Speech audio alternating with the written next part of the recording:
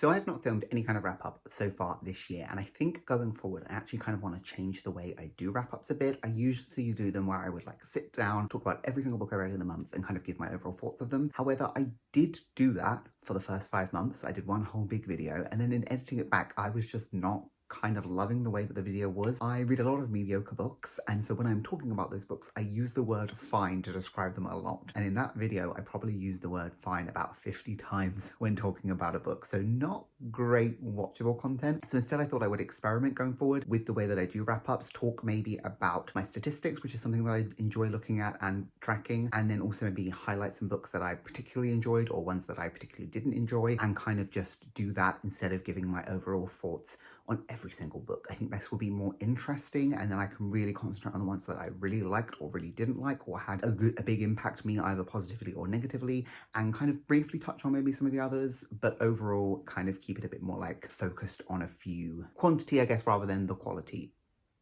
No, quality of the book, some of the books, instead of like the quality of all the books, the quantity of all the books. For this video in particular, it's a bit different. This is going to be a wrap up of the first 5 months of the year, January through May, some statistics of what I've read, and just talk about a few of my favorite books in particular throughout the first 5 months. For May, for the first 5 months, I have read a total of 41 books. I have my statistics here, so let me read them out. Out of those 41 books, 22 of them have been completely audiobooks, 10 of them have been completely physical. I've had 5 books that have been like a mix between physical and mix between audio. And then I've read 4 manga and graphic novel, which I think is an abysmal amount because I'd love to be reading about 4 times that in that span. Out of those 41 as well, I've had 7 rereads, and then 14 of the books have come from my physical TBR, which means there's 20 books that have been sourced from other places, mostly probably like Everand, which to be honest isn't a bad rating. I do have a bit of a weird thing when I'm listening to audiobooks. I don't tend to like to listen to audiobooks for books that I own, like completely. If I own them, I'd like to try at least physically reading some of the book, which a lot of the time means I'm not reading as much from my physical TBR because I can listen to a lot more audiobooks. So it's kind of like trying to find that right balance for me, where I'm happy with the amount of audio I'm listening to, but also the amount of physical books that I'm getting from my TBR. So that is something I do want to work on in the second half of the year. In terms of like my breakdown in star ratings, I had 1 1-star book, 2 2-stars, 20 3-star books, which is the biggest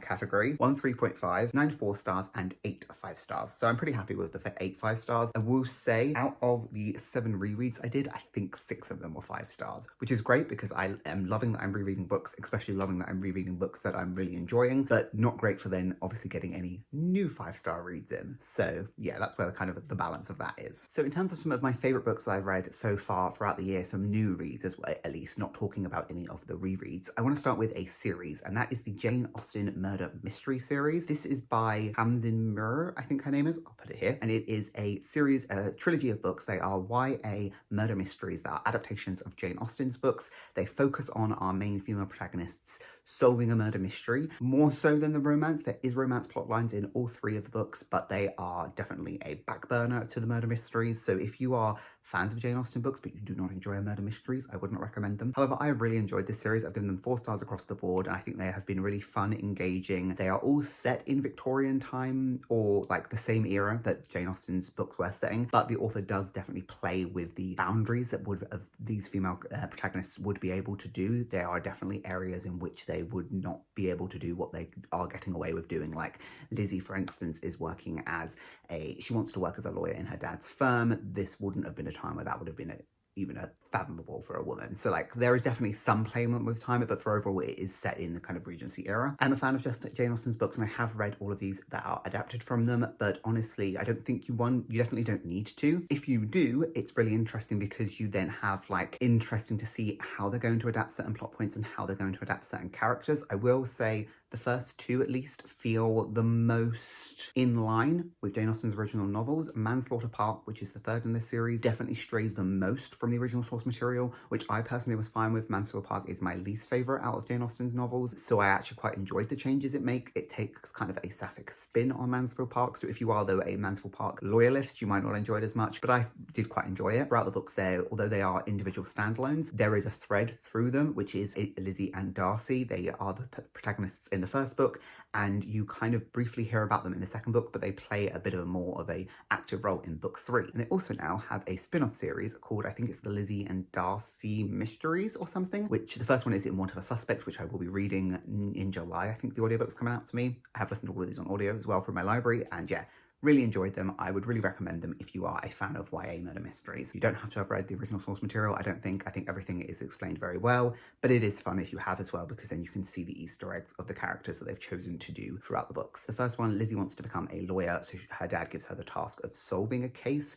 She takes on a case of Mr. Bingley, who has been wrongfully accused of a murder, and she sets out to solve this murder. In doing so, meets Mr. Darcy, who is acting as Bingley's lawyer. Very fun. The second one is about our main characters. I can never remember their names, but their dad is murdered, and their brother, who has inherited all of their dad's fortune, doesn't really help them out, kind of leaves them to suffer a bit, and so they are struggling and basically then coming to the conclusion that maybe their dad's death wasn't a death, was in fact a murder. And then in our third book, our main character, again, her name is Fanny, I think. Fanny Price? I think it's Fanny. She lives with her uncle and cousins, and she witnesses what she thinks is her uncle's murder and has to basically figure out who potentially has murdered him and what they would benefit from that. So yeah, really enjoyed it. Really enjoyed the trilogy. I'm hoping she does the rest of the books in the series, but I'm really looking forward to getting into the Darcy and Lizzie spin-off. Another book series that I have read the first 2 books of, haven't finished the trilogy yet, but it is the Renegades books by Marissa Meyer. So I've read Renegades and Arch Enemies,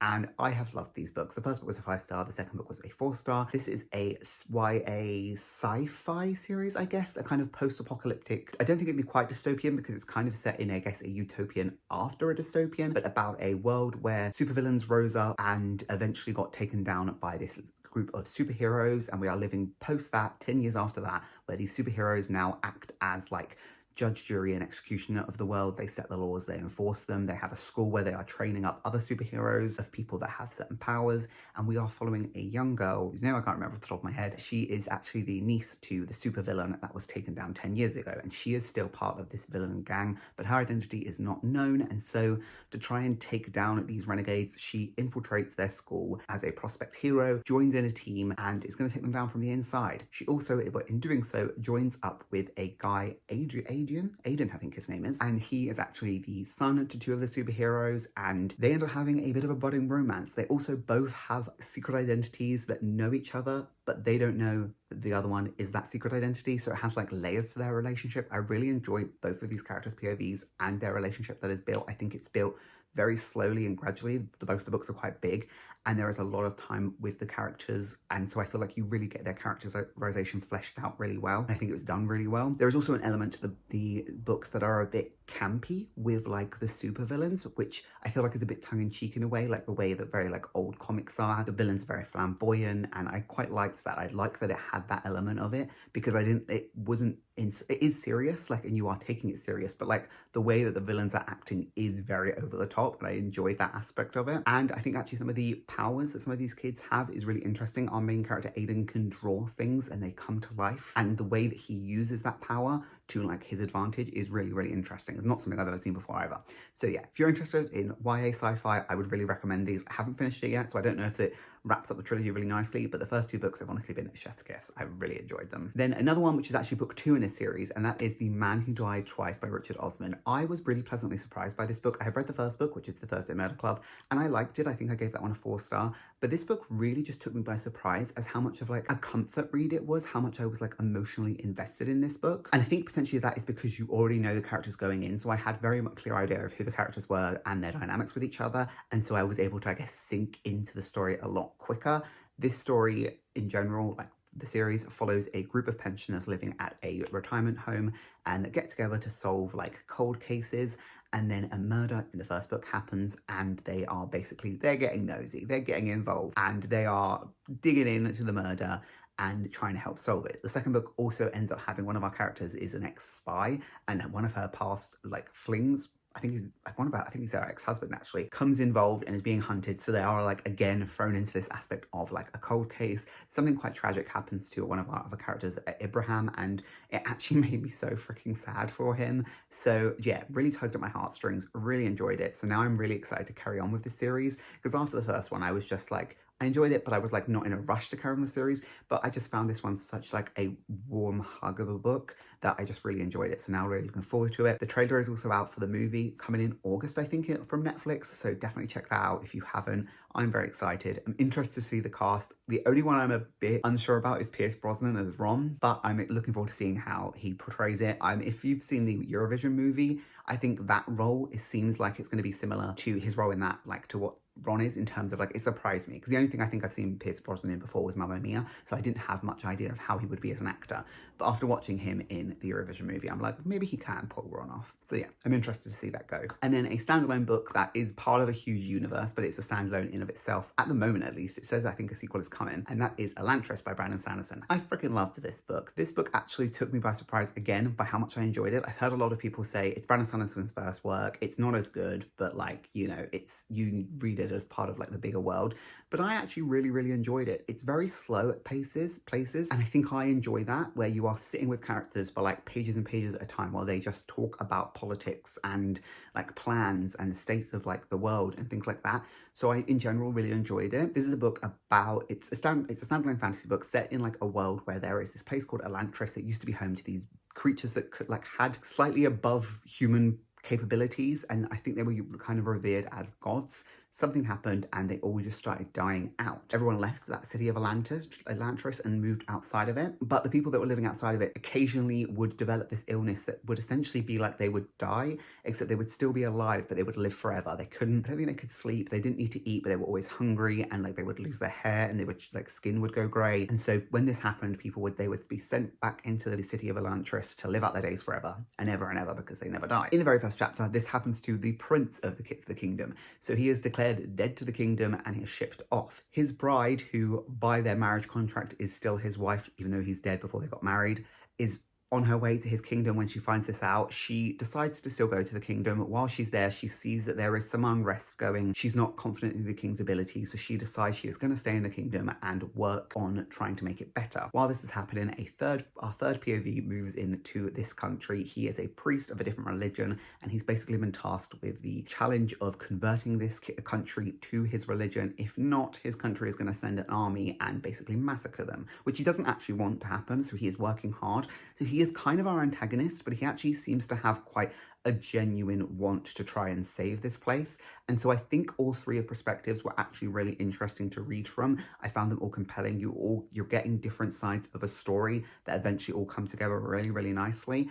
And yeah, really enjoyed my time with this. We'll definitely be buying it in the future because I listened to the audiobook and we'll do a reread of it. But yeah, really enjoyed it. So I am actually hoping there is some kind of sequel in the future for this book because I think it was really good. It works really well as a standalone, but I would definitely want more in this world with these characters as well. I would really like that. So those are just some of the highlighted books that I've really enjoyed throughout the first 5 months. I have one book that I will talk about a little bit that I really didn't enjoy, and I don't like to overly talk too much negatively about books because although a book might not be for me, I can also appreciate that sometimes I'm just not the right audience. Sometimes books resonate with people through different meanings, but I also don't want to shy away from criticizing books. I don't want to just talk positively about books and just be like a hype person for books. I want to critically look at books as well. So in that terms of a book that has been my least favorite and probably is potentially going to be in my top 10 like least favorite books of the year, and that is How to Kill Your Family. And I really did not enjoy this book. This is a book that is essentially, I don't know if it's sold as a thriller, it reads more literary fiction, but it's a book about a young girl who has never known her father. When her mother dies, she basically finds out that her father knew who she was and had basically decided to have nothing to do with her. Her father was extremely rich, and her mother struggled her whole life before her mother dies of cancer.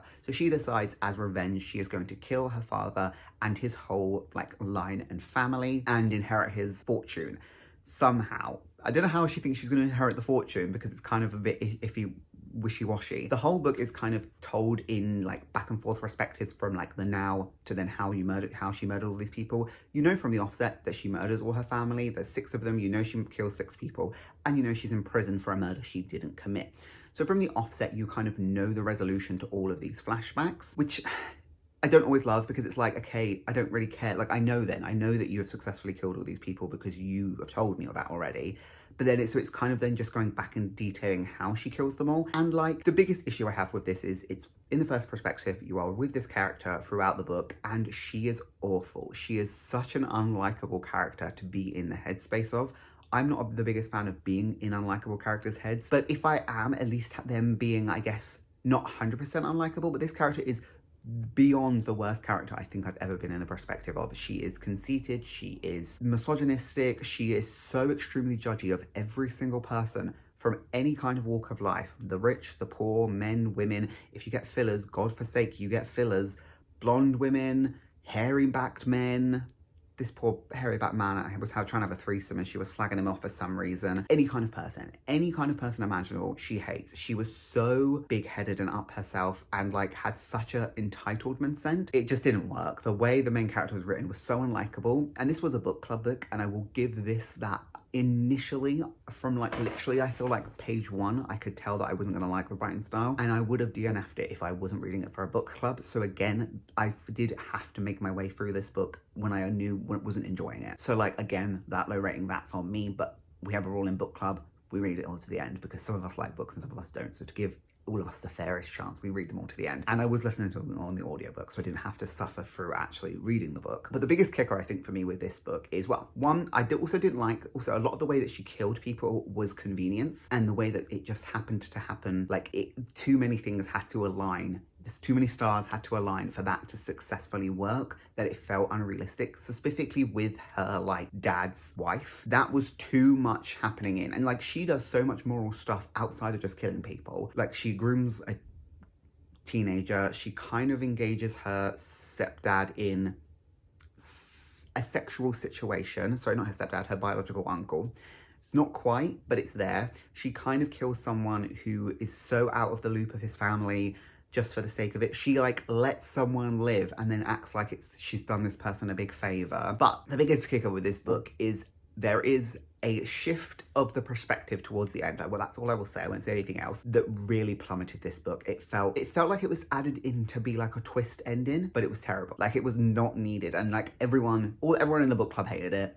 A lot of, I think, the reviews I've seen hated it. It was just not very well executed. I think it needed more Easter eggs throughout the book that were, I guess, a bit obvious. Like some of them that were referenced, I had picked up on, but not enough to think it was going to be something. Yeah, I just don't think it was very good. So that's been my least favorite book of the year. It's been probably the least favorite book I've read for a while. Like I read some books that stick with me that I really don't enjoy, but that book has like, I do not enjoy it. I would not be compelled to recommend it to anyone. I would not be compelled to pick up anything else by this author.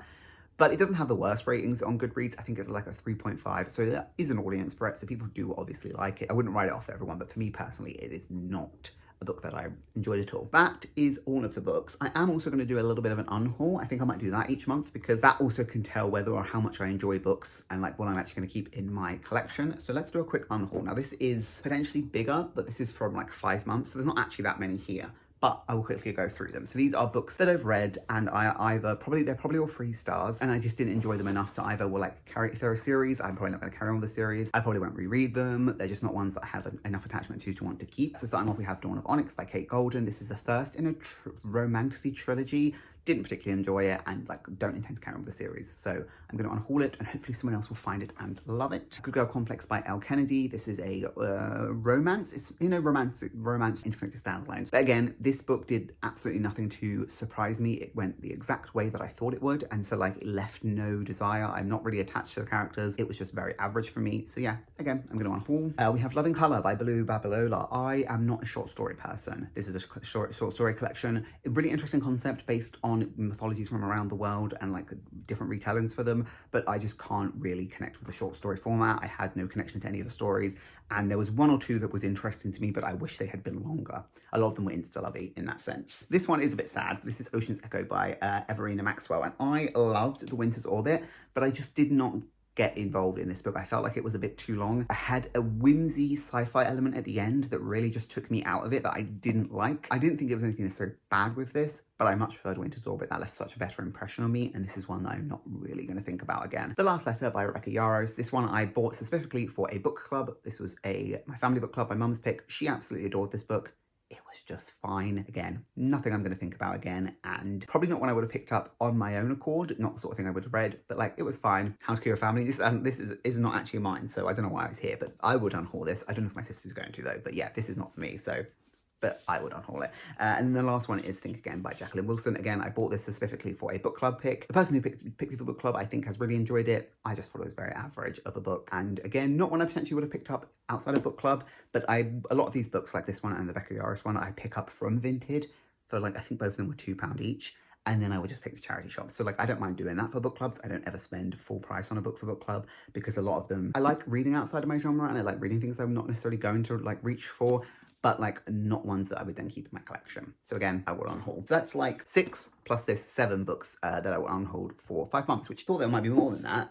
That's actually not too bad. So yeah, each month I'll probably include a little unhaul because there's probably only going to be like, if anything, 1 or 2 books. Sometimes there might be more, but there's usually not. I don't know if I had any DNF. No, I don't think I've had any DNFs. So yeah, I would also include DNFs. But yeah, this is how I think I'm going to do wrap-ups, this kind of format where it's a bit more like, not as like focused on every single book, but just kind of bitty. I don't know if I've ever linked my Goodreads before. I will link my Goodreads down below, so you can see everything I read if people want to follow me there. I've never actually shared it, so literally the only people I follow, I think, are my siblings, my mum, like are people in my real life. So yeah, feel free to follow my Goodreads if you want. Probably most likely follow you back, because it would actually be quite nice to have my homepage be a bit more relevant to what people like are reading, as opposed to it just Goodreads just recommending me stuff. I will leave Fable as well, actually. I'm not as up to date on my Fable as I am my Goodreads. I need to go keep up to date. But yeah, I'll leave them both down below. So if you did want to follow me on live with them, feel free to see what I'm reading, like real time and everything. But yeah, thank you guys so much for watching. I really do appreciate it, and I will see you again hopefully soon. Bye.